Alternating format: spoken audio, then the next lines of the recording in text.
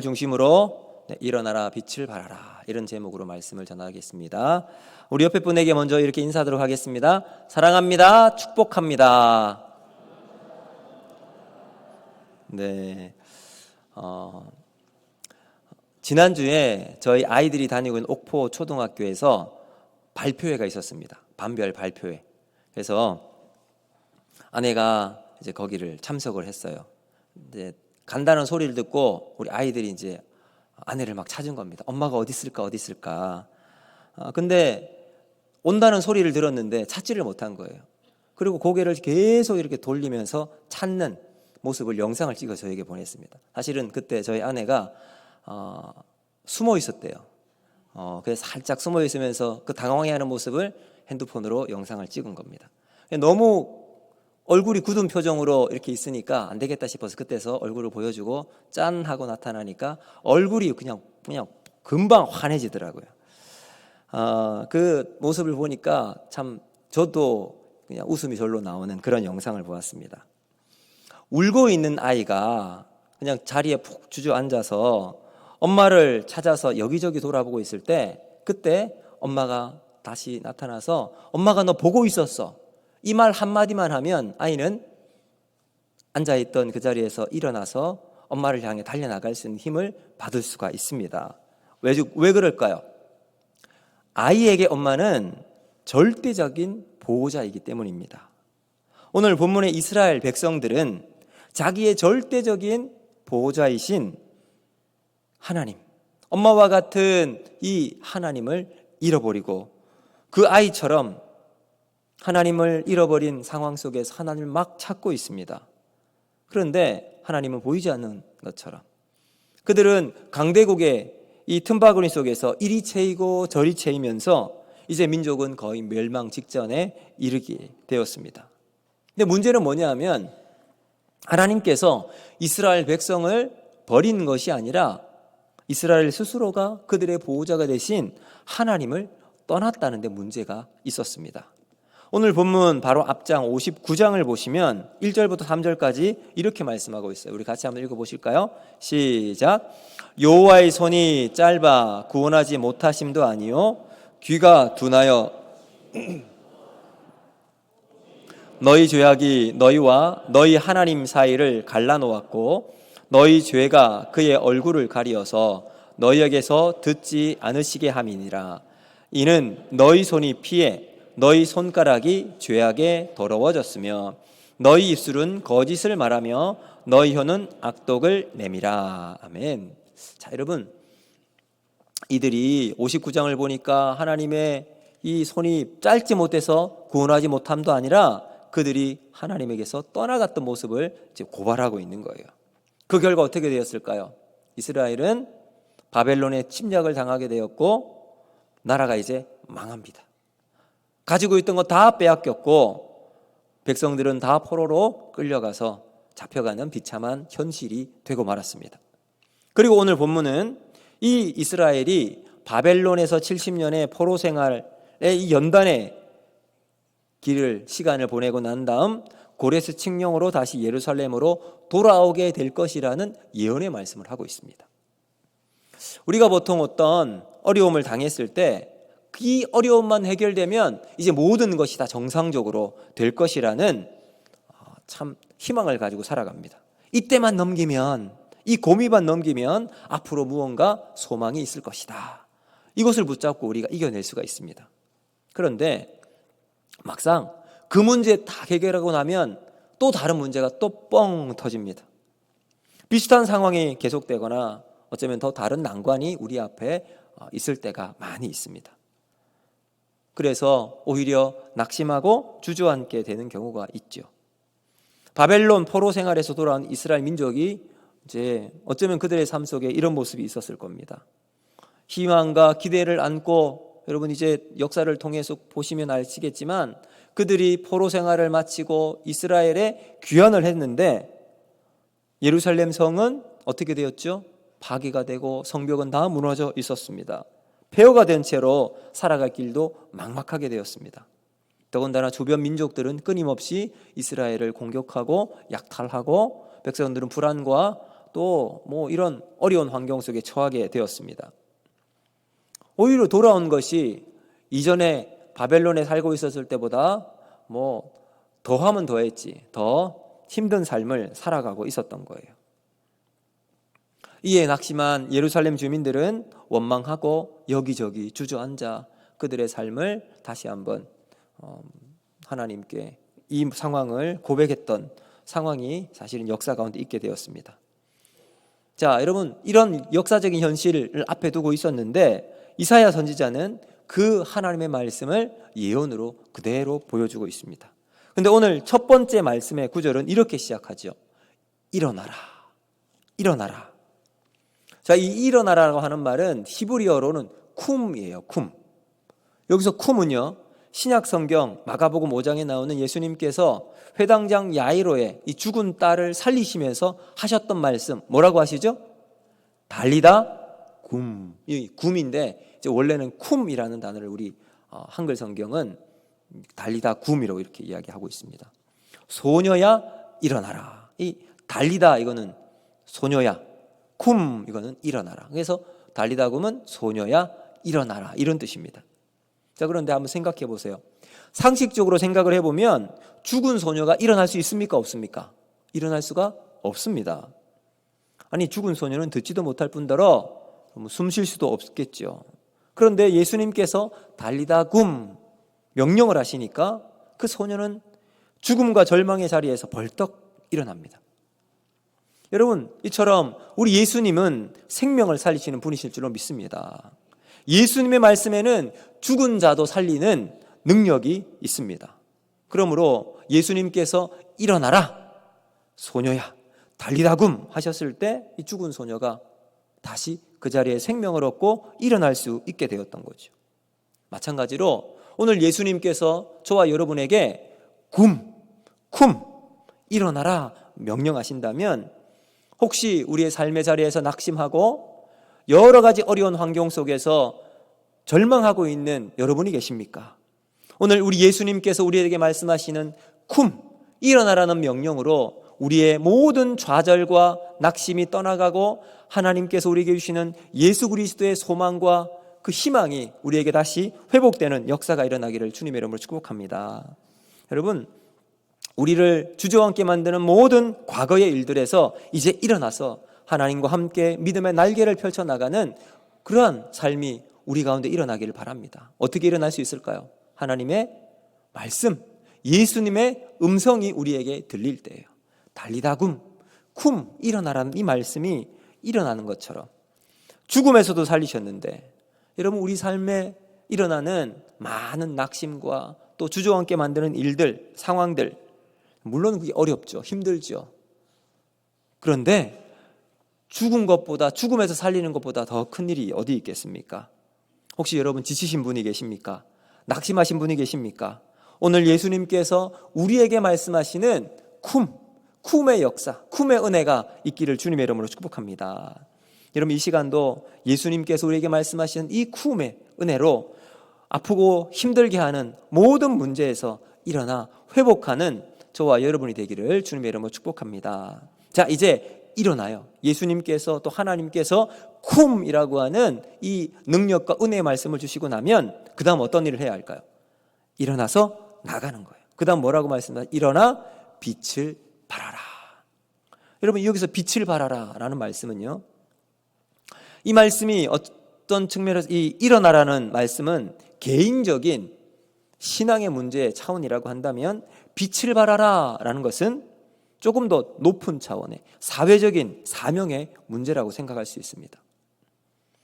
태초에 하나님께서 선지를 창조하실 때 이 세상을 향한 예수님, 우리 하나님의 첫 번째 선언이 뭘까요? 빛이 있으라요.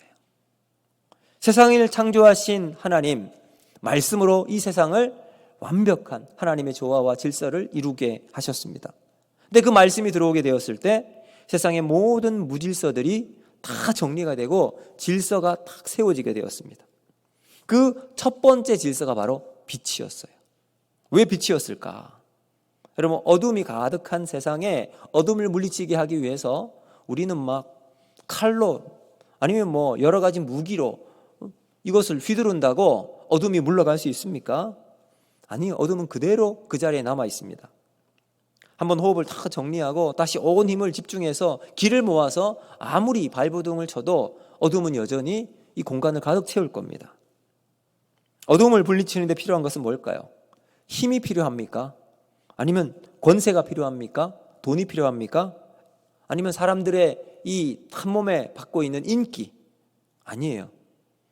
어둠을 물리치는 것은 빛입니다. 빛이 우리에게 필요한 거죠.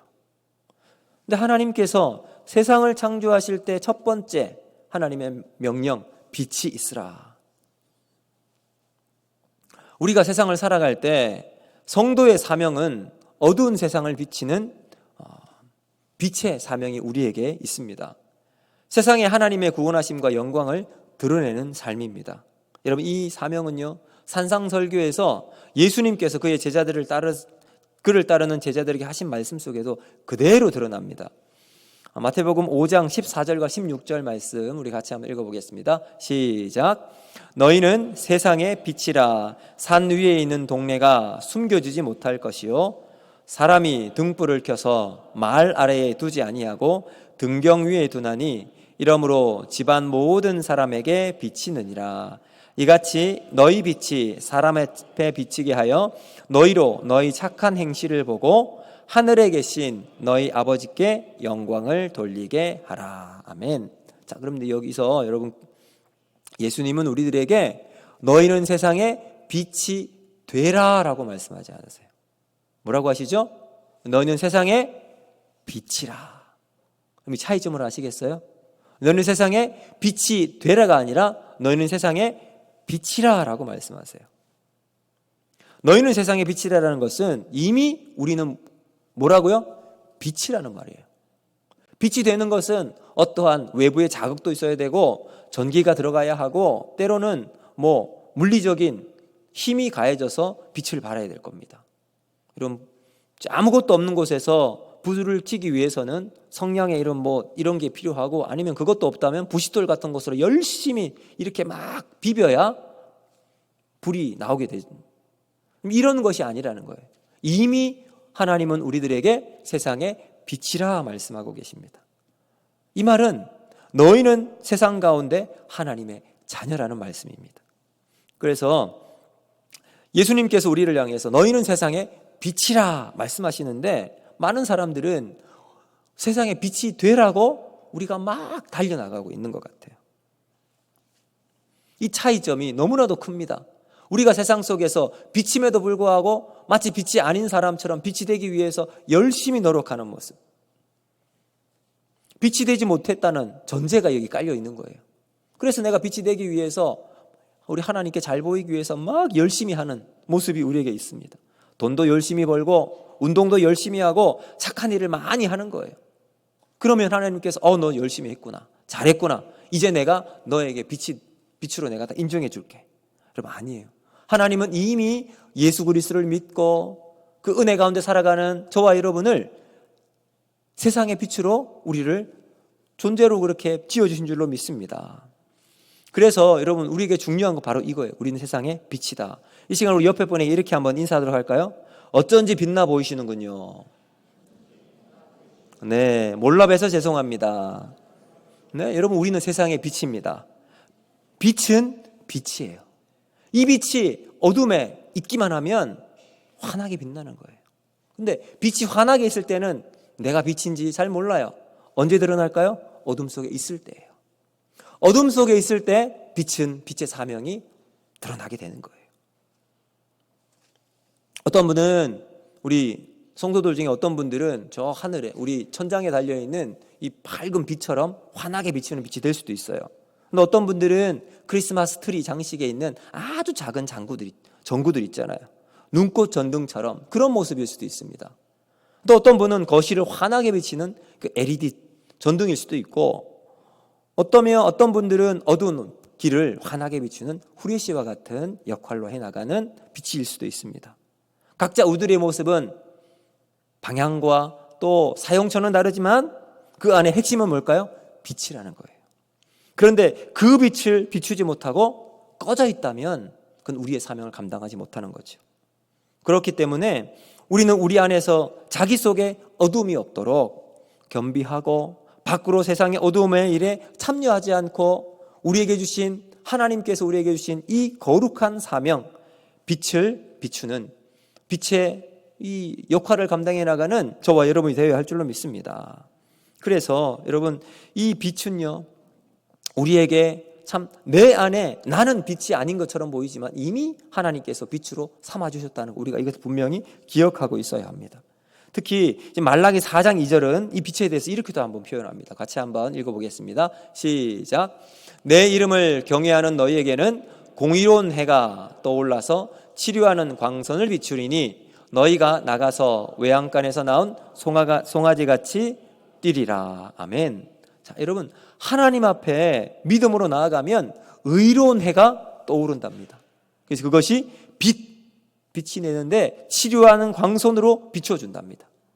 그러면 우리를 외양간에 묶여 있다가 풀려난 송아지처럼 기뻐서 이리 뛰고 저리 뛰고 온 세상의 푸른 잔디 위에서 그냥 마음껏 풀을 뜯을 수 있는 송아지처럼 마음껏 자유롭게 살아갈 수 있는 모습이에요. 우리가 믿음으로 하나님 앞에 나아갈 때 하나님의 영광의 빛, 생명의 빛이 우리에게 비춰줍니다. 그래서 여러분, 사실 우리 하나님께서 우리를 세상의 빛이라고 했는데 그 빛은 우리 스스로 빛을 발하는 게 아니에요. 우리가 언제 빛을 발할 수 있냐면 우리는 발광체예요. 외부에서 하나님의 빛이 우리에게 비칠 때 우리가 그 빛을 반사해서 빛을 비추는 역할이래요. 우리가 발광하고, 우리가 발광이라는 게 좀 그런데 우리가 빛을 비출 때는 언제 빛을 발할 수 있느냐? 하나님의 빛이 우리에게 비칠 때, 그 빛을 받아서 반사시킬 때 우리의 역할이 일어날 수 있다는 거죠. 오늘 저와 여러분이 우리가 세상의 빛의 사명을 감당하기 위해서 하나님의 영광의 빛을 경험하고 그 빛으로 세상을 나가는 저와 여러분이 되기를 원합니다. 그럴 때 세상 가운데 어두움이 회복되어지고 세상의 모든 악한 것들이 물러나가는 거룩한 빛으로서 우리의 삶을 여러분이 있는 자리에서, 여러분의 가정에서, 직장에서 감당해 나갈 수 있는 은혜가 있기를 주님 여러분 축복합니다. 여러분, 겨울은 해가 빨리 떨어지잖아요. 불과 얼마 전까지만 해도 저녁 6시, 저녁이 아니라 그때는 오후입니다. 오후 6시가 되면 환했잖아요. 근데 지금 6시는 저녁 6시가 돼요. 깜깜해집니다. 저희 집에 가면 제 아내가 거의 있습니다. 이제 교회에서 마치고 집으로 들어가면 6시가 넘어서 들어가는데 집에 아내와 아이들이 있으면 집안에 환합니다. 왜 그렇죠? 거실에 불을 켜놓기 때문입니다. 근데 가끔 아내가 아이와 함께 잠깐 밖에 나가 있을 경우 혼자 제가 집에 들어갈 때가 있어요. 그러면 거실은 깜깜해져 있습니다. 그럼 제가 제일 먼저 뭘 할까요? 가까이 있는 스위치를, 전등불을 탁 켭니다. 그러면 어두웠던 거실이 환하게 비춰집니다. 우리도 마찬가지예요. 우리 안에 이 영적인 스위치를 딱 켜서 꺼져 있는 우리의 빛을 다시 켜서 하나님과 연결되어서 세상 속에서 어둠에 방황하고 하나님을 알지 못하는 자들에게 믿음의 길을 제시하고 세상에 이 영광스러운 하나님, 존귀하신 우리 하나님을 증거해 나갈 수 있는 복된 삶을 살아가는 저와 여러분이 되기를 바랍니다. 그렇게 어두워진 집안을 환하게 비추는 스위치에 같이 오늘 우리 안에도 영적인 스위치를 딱 켜서 하나님 앞에서 우리가 주어진 또 삶의 자리에서 최선을 다해서 하나님의 영광을 위해 살려나가야 나가는 우리 삶이 되어지면 하나님께서 우리를 더욱더 기뻐하실 줄로 믿습니다. 자, 여러분, 그래서 우리가 하나님의 자녀답게, 빛의 자녀답게 믿음에서 떠났던 자들에게 우리 하나님께 인도해 나가서 빈자리가 있는 우리 교회에 다시 다 꽉꽉 채워져서 하나님 앞에 영광스러운 예배자로 주님의 은혜를 증거해 나가는데 우리가 아름답게 쓰임받을 수 있도록 우리가 다시 한번 결단하고 주님의 은혜로 우리의 삶을 살아갈 수 있어야 할 줄로 믿습니다. 우리가 순전한 믿음으로 하나님 말씀 앞에 나오기만 하면 하나님은 언제나 우리에게 빛이 되어 주십니다. 그 빛을 받고 우리는 세상으로 다시 빛을 비추는 그 삶을 살아가는 거예요. 그 빛을 통해서 우리의 삶이 또 하나님이 주시는 은혜로 형통하게 되어지고 약속의 말씀이 바로 오늘 본문 속에서 이스라엘 백성 가운데 말씀하고 있는 겁니다. 여러분, 이스라엘 백성은 아직 저 바벨론의 포로로 잡혀가 있습니다. 그러나 이사야를 통해서 다시 회복과 하나님의 능력과 치유와 또 놀라운 은혜를 비춰주시는 말씀이 되었던 것처럼 오늘 우리도 어둠 속에 있고 또 하나님이 없는 삶을 살아가는 많은 사람들에게 저와 여러분이 세상의 빛으로 일어나 하나님의 영광의 빛을 발할 수 있는 삶을 살아갈 수 있기를 주님 여러분 축복합니다. 여러분, 이것이 바로 형통한 삶 아니겠습니까? 세상 사람들이 원하는 형통은 막 내가 잘 되고 돈도 많이 벌고 이름도 잘 널리 바라는 것이 형통이겠지만, 하나님이 우리에게 원하는 삶은 우리의 사명을 감당하는 거예요. 일어나라, 일어나고 빛을 발하라, 빛을 발하는 사명을 발할 때 이것이 곧 하나님이 우리에게 원하는 형통의 모습입니다.